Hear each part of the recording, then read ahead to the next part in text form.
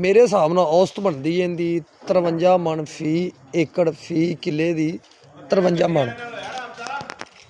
बिस्मिल्लाहिर्रहमानिर्रहीम। अस्सलाम वालेकुम जनाब। मेरा नाम जुल्फकार अली, तुसीं वेख रहे हो मेरा चैनल दीवान गल्ला मंडी खानका डोगरा। तो माशाल्लाह जनाब मुंजी सुपर फैन है। पहले तो मुंजी चेक करो तो माल चेक करो माशाल्लाह। यह रात है तो लाइट की वजह ज़्यादा तुहानूं ना ऐसा पता नज़र आ रहा है। माशाल्लाह माल अच्छा है। छोटी मशीन की कटाई हुई है। भेजा ना ये भला कितनियां पैलियां दी है? 3 पैलियां दी। तो भेजन माल तुल रहा है, बोली नहीं हुई, बोली तो अलहदा ही बेची है।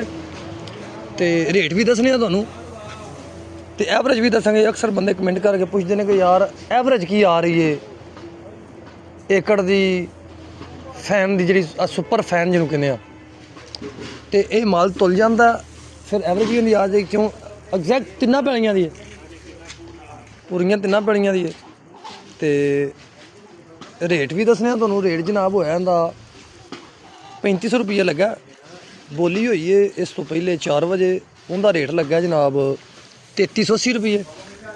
उन्हें टोटी सी ते हरा दाना भी है सी उन्हें तो ये बोली तो बाद आई है। तो इनका रेट लगा जनाब माशाल्लाह माल निग्गर है, सोहना माल है।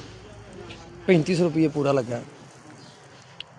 तो बाकी इनका जो औसत है झाड़ है की निकलिया वो लो भेजन यह तोड़ा होया 106 तरोड़े पूरे होए ने। 3 पैलियां की मुंजी है। तो मेरे हिसाब नाल औसत बनती है इनकी 53 मन फी एकड़ फी किले की 53 मन।